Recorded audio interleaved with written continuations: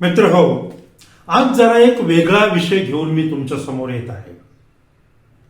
2025 म्हणजे चालू वर्षामध्ये जो प्रयागराज येथे कुंभमेळा झाला, या कुंभमेळ्यामध्ये चेंगराचेंगरीमध्ये किमान 30 जणांचा मृत्यू झाला. मित्रांनो, इतकं मोठं इव्हेंट करण्याची काही गरज होती का? या मृत्यूच्या तांडवाला जबाबदार कोण? हे अनेक प्रश्न आपल्या समोर निर्माण होतात आणि हे या प्रश्नांची उत्तरं किंवा हे कसं झालं, म्हणजे नेमका कुंभमेळा म्हणजे काय असतो? आपण फक्त बोलतो कुंभमेळा कुंभमेळा कुंभमेळा. अहो, पण तो कुंभमेळा हा कशामुळे भरवला जातो? नेमकं त्याच्या पाठीमागचं कारण काय आहे हे आज आपल्याला पाहायचंय या व्हिडिओमध्ये. मरण म्हणजे काय रे भाऊ या सदरामध्ये जी आज सत्यकथा आपण पाहणार आहोत, त्या सत्यकथेचं नाव आहे मृत्यूचे तांडव. हे मृत्यूचे तांडव कसे झाले ते आज आपण पाहणार आहोत. मित्रांनो, जर चॅनेलला नवीन असाल तर चॅनेलला सबस्क्राईब करा आणि या व्हिडिओ जर आवडला तर ह्या व्हिडिओला लाईक आणि शेअर मात्र नक्की करा. नमस्कार मित्रांनो, मी दिलीप थोरात आणि आपण पाहतात माझे दिलीप थोरात ब्लॉग्स हे युट्यूब चॅनल. मित्रांनो, 144 वर्षानंतर महाकुंभ मेळावा भरला जातो आणि दर 12 वर्षांनी कुंभ मेळावा भरला जातो. लक्षात घ्या, फरक लक्षात घ्या. महाकुंभ मेळावा हा 144 वर्षांनी आणि कुंभ मेळावा हा 12 वर्षांनी भरविला जातो. मित्रांनो, हे सगळं पुराणाच्या नुसार चाललेलं असतं. हजारो लाखो वर्षापूर्वीपासूनच हा प्रकार चालू आहे. आता याच्यामध्ये काय झालं की या कुंभमेळ्याच्या कसा घडला त्याचं तत्कालीन कारण असं झालं की देव आणि दानव, त्यावेळेला हे दोनच पक्ष होते. ठीक आहे, आता 50 पक्ष असतील, गमतीचा भाग सोडून देऊ आपण, पण देव आणि दानव हे दोनच पक्ष. तर या देव आणि दानवांनी असं ठरवलं की आपण समुद्र मंथन करायचं आणि या समुद्र मंथनामधून अमृत जे समुद्रामध्ये होतं ते शोधून काढायचं आणि जे ज्याला मिळेल त्याच्याकडे ते त्याने ठेवून द्यायचं. तर हे सगळं त्यांचं डिलिंग ठरलं आणि मग देव आणि दानव हे समुद्र मंथनासाठी यांनी सुरुवात केली. मित्रांनो, जरा मी वेगळ्या भाषेत सांगतोय, म्हणजे आपल्या घरगुती भाषेत सांगतोय की ज्याच्यामुळं तुमच्या पटकन ही गोष्ट लक्षात येईल. तर यांनी सुरुवात केली समुद्र मंथनाला आणि त्यामध्ये एक घडा सापडला अमृताचा. पण त्याला आपण अमृत कलश असं नाव देऊया. हा घडा सापडल्यानंतर ह्या देव आणि दानव यांचं तिथं घनघोर युद्ध झालं तो घडा मिळवण्यासाठी.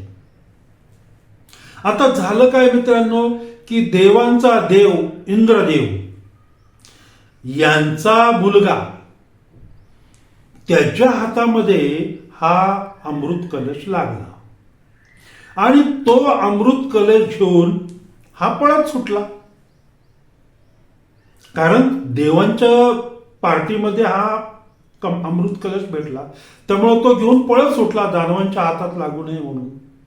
आणि इकडे काय झालं की अमृत कलशासाठी हे देव आणि दानव यांचं घनघोर युद्ध चालूच होतं. पण त्यामध्ये हा ज्या वेळेला इंद्राचा मुलगा हा घडा घेऊन पळतोय, हा कलश घेऊन पळतोय, हे लक्षात कुणाच्या तरी एकाच्या आलं आणि मग त्याच्या पाठीमागे देव आणि दानव हे दोघेही लागले तो कलश मिळवण्यासाठी. आणि मित्रांनो, हा इंद्राचा मुलगा पळत राहिला, सतत पळत राहिला. तो किमान 12 दिवस पळत होता तो अमृत कलश घेऊन. परंतु या दानवांच्या आणि या देवांच्या हाताला तो काही इंद्राचा मुलगा आणि तो कलश दोन्ही गोष्टी लागल्या नाही. सतत 12 दिवस पळत होता. कथा मी पुन्हा एकदा सांगतो की अगदी सोप्या भाषेत मी सांगतोय, त्यामुळं याच्या पाठीमागे कोणाच्याही धार्मिक भावना दुखवण्याचा आमचा हेतू नाही. केवळ ते आपल्याला सोप्या भाषेत पटावं म्हणून मी ह्या सोप्या भाषेमध्ये त्याचं वर्णन करत आहे. त्याच्यामध्ये काही अलंकारिक भाषा असेल किंवा काही असं उदाहरणं असतील ती समजून घ्या मित्रांनो. मला कोणालाही दुखवायचं नाही. व्हिडिओ थोडासा मोठा होतोय, तो शेवटपर्यंत नक्की पहा. म्हणजे हे जे काही कुंभमेळा आहे याच्यामध्ये अनेक साधू येतात, नागा साधू येतात, हा साधू येतो, तो साधू येतो. हे नेमकं प्रकार काय आहे हे आपल्याला कळेल. तर थोडासा व्हिडिओ मोठा होतोय, तो नक्की शेवटपर्यंत जरूर पहा मित्रांनो. तर हा तिसरा म्हणजे इंद्राचा मुलगा हा सतत 12 दिवस तो अमृताचा कलश घेऊन पळत होता. आणि पळताना काय झालं मित्रांनो की त्या अमृताच्या कलशामधले 4 थेंब 4 ठिकाणी पडले. एक पडला प्रयागराजला, एक पडला हरिद्वारला, एक पडला उज्जैनला आणि चौथा पडला नाशिकमध्ये. आता हे 4 थेंब या ठिकाणी पडले तर ते कुणी पाहिले? 4 थेंब पडताना कुणी पाहिले? हे बहुधा याचं उत्तर देवांकडे मिळेल. तुम्हाला कधी जर देव भेटला, एवढा यातायात करून एवढे प्राण जात आहेत लोकांचे, देवाकडे जात आहेत वगैरे वगैरे, हरिद्वारला जात आहेत, काशीला जात आहेत, पंढरपूरला जात आहेत, जर कुठे तुम्हाला मित्रांनो देव भेटला तर त्यांना हा प्रश्न नक्की विचारा की बाबांनो हे 4 थेंब जे पडले अमृताचे ते तुम्ही पाहिलेत का? त्याचं उत्तर मिळतंय का ते तुम्ही बघा जरा. तर हे 4 थेंब 4 ठिकाणी पडले आणि मग तेव्हापासून म्हणजे पुरातन काळापासून असं ठरवलं गेलं की या 4 ठिकाणी दर 12 वर्षांनी काय ते कुंभमेळा वगैरे करायचा आणि 144 वर्षांनी महाकुंभ मेळावा करायचा. या महाकुंभ मेळाव्यामध्ये जगाच्या पाठीवरून हजारो लाखो करोडो लोक भाविक येत असतात. जगाच्या पाठीवरून अनेक प्रकारची इथे लोक येत असतात आणि हा महाकुंभ मेळावा साजरा केला जातो. आता हा महाकुंभ मेळावा साजरा केला जातो म्हणजे याच्यातला मुख्य भाग काय की संगम, नदींचा संगम, या संगमामध्ये स्नान करायचं. त्यामुळं काय होतं की तुमची मानसिक आणि शारीरिक शुद्धी होती असं पुराण सांगतं. आणि ते पुराण हजारो वर्षापूर्वीचं जे पुराण सांगतंय की तुमची मानसिक आणि शारीरिक शुद्धी होणार आहे, हे आपण 2025 सालामध्ये एवढ्या प्रगत वेळेमध्ये आपण ते स्नान करण्यासाठी आटापिटा करत असतो. तर असो मित्रांनो, आता आपण मूळ विषयाकडे येऊ. प्रयागराज येथे प्रयाग संगमावर 9 जानेवारी म्हणजे बुधवारी स्नानासाठी प्रचंड लोक जमली होती. स्नान करण्यासाठी की ज्याच्यामुळं शारीरिक आणि मानसिक शुद्धी वगैरे होणार होती. प्रचंड पहाटेच्या वेळेला खूप लोक जमली होती स्नान करण्यासाठी. आणि हे स्नान चालू असताना अचानक काय झालं की अजून काही लोकांचा लोंढा वाढला गेला आणि या लोंढा वाढल्यामुळे प्रचंड अशी गर्दी झाली त्या ठिकाणी. आणि मित्रांनो, ही गर्दी झाल्यानंतर चेंगराचेंगरी झाली अगदी माणसाची. आणि या चेंगराचेंगरीमध्ये किमान 30 भाविक चेंगरून ठार झाले, तेही देवाच्या दारात. मौनी अमावस्याच्या या मुहूर्तावर ही लोक स्नानासाठी आलेली होती. मित्रांनो, हे जे काही स्नान केलं जातं ते भयानक प्रकार असतो सगळा. वेगवेगळ्या देशातून, वेगवेगळ्या भागातून, वेगवेगळ्या प्रकारची लोक त्या संगमावर स्नान करत असतात.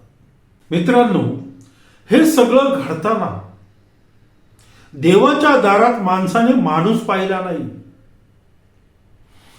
कुणीही जसं जमेल तसं प्रत्येकाला तोडवत होतं, कुणाला धक्का मारत होतं, कुणाला काय काय करत होतं. आपला स्वतःचा जीव या गर्दीतून वाचवण्यासाठी लोक काहीही करत होती. आणि या प्रकारातूनच माणसानेच माणसाचा देवाच्या दारामध्ये बळी घेतला.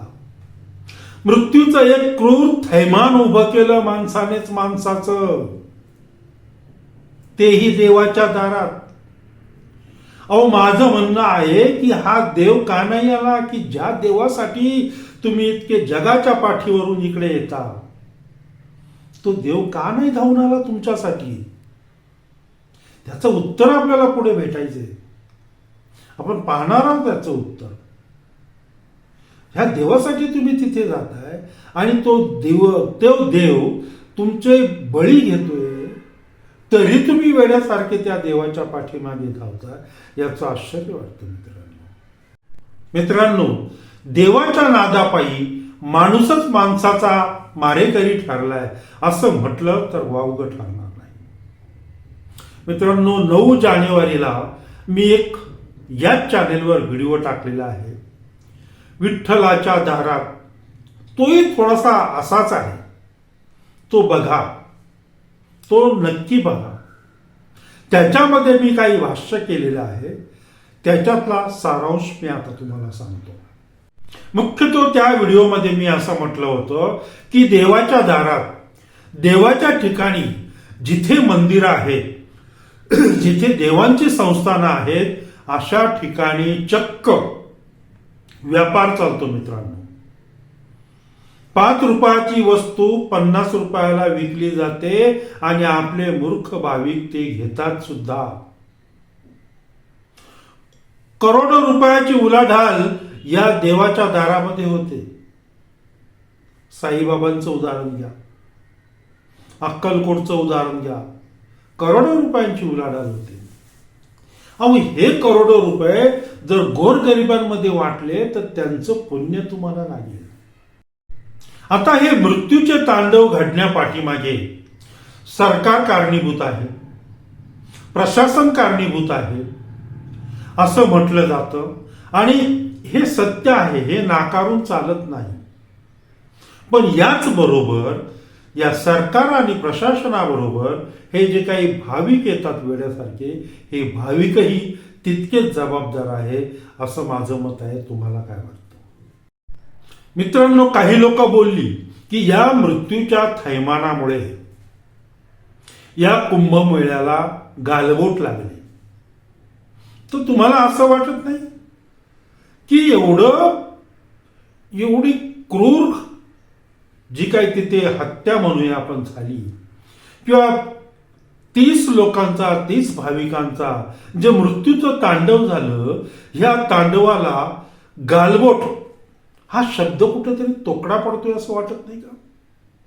आणि जर वाटत असेल तर पुढच्या काही घटना आहेत त्या पहा. मित्रांनो, याच प्रयागराजमध्ये 1954 साली कुंभमेळा भरला होता, महाकुंभमेळा भरला होता. आणि या महाकुंभ मेळाव्यामध्ये पुन्हा चेंगराचेंगरीमध्येच 800हून अधिक भाविकांचा मृत्यू झाला होता. 800हून अधिक भाविकांचं मृत्यूने थैमान घातलं होतं 1954 साली. मित्रांनो, याला जबाबदार कोण? शासन, प्रशासन की भाविक? अहो, लाखो लोक या संगमामध्ये स्नान करण्यासाठी तडफडत असतात. आता या संगमाचं पाणी किती अशुद्ध असतं आणि या अशुद्ध पाण्यामध्ये आंघोळ केल्यानंतर आपली मानसिक आणि शारीरिक शुद्धता होते असा जो काही भाविकांना वाटतं तो केवळ आणि केवळ भास आहे मित्रांनो. असा एक तरी भाविक मला शोधून द्या की ज्या भाविकाने या संगमामध्ये आंघोळ केली, स्नान केलं आणि त्याची मानसिक आणि शारीरिक जी काही शुद्धता आहे ती झाली, असा एक तरी भाविक मला शोधून द्या मित्रांनो. असं नाहीये. या पुराणानुसार पडलेल्या आपल्या ज्या प्रथा आहेत आणि त्या प्रथा आपण 2025 साली पुढे नेतोय, हे दुर्दैवाची गोष्ट आहे मित्रांनो. आता हे पाणी किती अशुद्ध असतं, त्याच्यात कोण कोण काय काय करतं, काय काय काय काय काय काय काय काय. आता त्या अशुद्धतेची व्याख्या मी नाही करणार, ती तुम्हीच करा. आणि मग तुम्ही ठरवा की या अशुद्ध पाण्यामध्ये स्नान केल्यानंतर आपलं मन किंवा आपलं शरीर शुद्ध होईल का. आता दुसरी घटना, पहिली घटना 1954 ची झाली.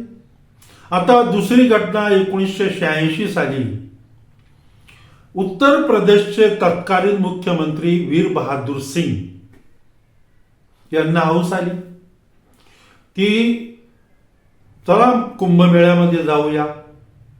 या महाशयांनी काय केलं, या अख्खं मंत्रिमंडळ घेतलं आणि सगळ्या ताफा घेऊन हे मुख्यमंत्री कुंभमेळ्याच्या ठिकाणी गेले. आता झालं काय की तिथे सज्ज असलेलं प्रशासन, तिथे सज्ज असलेली पोलीस व्यवस्था, तिथे सज्ज असलेली व्यवस्थापन कमिटी हे या वीर बहादूर सिंग यांच्या ताफ्याकडे पळाले त्यांच्या सुरक्षिततेसाठी. आता ही मंडळी सेलिब्रिटीच्या मोठी असतात, सेलिब्रिटीज असतात. त्यामुळं या पोलिसांनी जनतेला सोडलं वाऱ्यावर आणि या सेलिब्रिटींच्या पाठीमागे धावले आणि ते पोलीस तिकडे धावल्यामुळं, ते प्रशासन तिकडे धावल्यामुळे, व्यवस्थापन कमिटी तिकडे धावल्यामुळे वीर बहादूर सिंगांकडे इकडे काय झालं की जी गर्दी होती ती अनियंत्रित झाली. आणि ही गर्दी अनियंत्रित झाल्यामुळे मित्रांनो येथे कमीत कमी चेंगरून 200 भाविकांचा मृत्यू झाला. आता या मृत्यूच्या थैमानाला जबाबदार कोण? 1986 मध्ये झालेल्या मृत्यूच्या थैमानाला जबाबदार कोण? याच्या प्रश्नाचं उत्तर मित्रांनो तुम्ही शोधा. गरज होती का मुख्यमंत्र्यांना हा सगळा एवढा इव्हेंट करण्याची? आपण गेल्यामुळं तिथे काय काय घडू शकतं, किती लोकांचा जीव जाऊ शकतो, याची कमीत कमी या वीर बहादूर सिंग तत्कालीन मुख्यमंत्री उत्तर प्रदेशचे त्यांनी त्यांच्या पीए कडून जरी विचारून घेतलं असतं की बाबा मला तिथे जायचं तर जाऊ का, तर पीएने सांगितलं असतं की सर जाऊ नका म्हणून. पण हे निघाले आणि 200हून जास्त लोक त्यांचा बळी घेतला गेला. मित्रांनो आता ही तिसरी घटना 2003 सालची, म्हणजे आता 2025 सालचं जे काही 30 लोकांचा मृत्यू झाला तो भाग वेगळाच, पण याच्या अगोदरचे जे आहे ती तिसरी घटना 2003 सालची नाशिक येथे झाली मित्रांनो. आता या कुंभमेळ्याला जे काय नागा साधू, आमके साधू, तमके साधू वगैरे जे काही येतात, यापैकी काही साधूंनी एका चौकामध्ये म्हणा, एका रस्त्यावर म्हणा, आपल्याकडे असलेली काही नाणी उधळली, पैशाची नाणी, आणि ही नाणी जमा करण्यासाठी आपले वेडे भाविक वेड्यासारखे धावले. त्यांची आशा काय, त्यांची अपेक्षा काय भाविकांची, की साधूंनी उधळलेली नाणी आहेत आणि ही नाणं जर मला मिळालं, हे नाणं मला मिळालं तर मला म्हणजे शांती प्राप्त होईल किंवा माझ्या पदरामध्ये पुण्य प्राप्त होईल, म्हणून हे आपले वेडे भाविक या साधूंच्या फेकलेल्या नाण्याच्या पाठीमागे धावले. आता एवढी प्रचंड गर्दी असताना ह्या साधूंनी हा प्रकार करणं योग्य आहे का? त्याचे परिणाम काय होतील? लोक किती वेडी भाबडी आहेत, याचे परिणाम काय होतील हे साधूंना कळायला पाहिजे होतं. मग तिथे जवळजवळ 39 लोकांचा मृत्यू झाला. तर ह्या मृत्यूच्या थैमानाला, 39 लोकांच्या मृत्यूच्या थैमानाला जबाबदार कोण मित्रांनो? हे साधू की वेडे भाविक? याचं उत्तर तुम्ही शोधा. त्यामुळे पुन्हा एकदा हात जोडून नम्रतेची विनंती आहे मित्रांनो, की श्रद्धा ठेवा.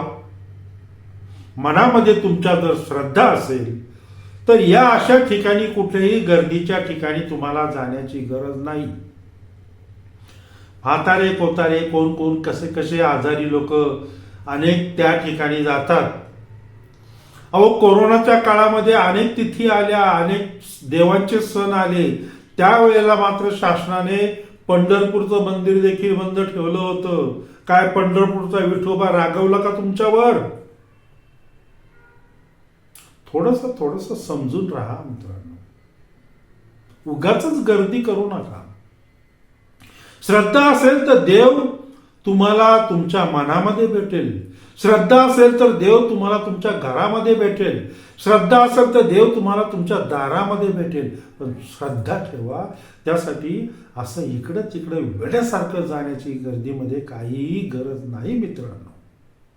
आणि दुसरं म्हणजे, ही जी काही गर्दी होते, हे जे काही मोठे इव्हेंट होतात, या इव्हेंटवर शासनाने ठोस असा निर्णय घेतला पाहिजे. त्यावेळेला हे मृत्यूचं तांडव थांबू शकतं. त्यावेळेला अनेक लोकांचे देवाच्या दारात जाणारे नाहक बळी हे थांबू शकतात. पण हे शासनाने त्याच्यावर ठोस निर्णय घेतला पाहिजे. इतक्या वर्षापासून एवढी लोक जात आहेत या कुंभमेळ्यामध्ये, तरी शासन काहीही करू शकत नाही. धार्मिक भावना दुखावल्या जातात, अमकं होतं तमकं होतं. याच्यावर सरकारने नक्कीच ठोस निर्णय घेतला पाहिजे.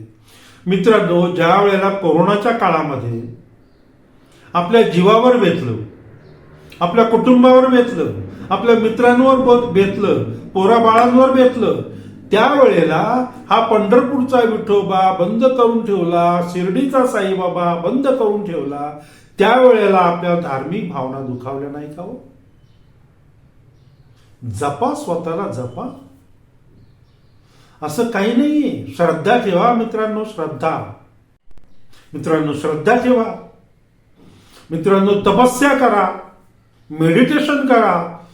परिस्थिती अशी आणा, मी काय म्हणतोय लक्षात घ्या, परिस्थिती अशी आणा तपस्या करून आणि श्रद्धेने, की देव तुमच्याकडे आला पाहिजे. तुम्हाला देवाकडे जायची गरज नाहीये. जर तुम्ही देवाकडे जात असाल तर देव नावाची जी काही कल्पना हजारो वर्षापासून आपल्या मनामध्ये ठासून भरलेली आहे, हे वाक्य सत्य आहे. हजारो वर्षापासून ठासून भरलेलं आहे. मग तुम्ही त्या देवाकडे नका जाऊ.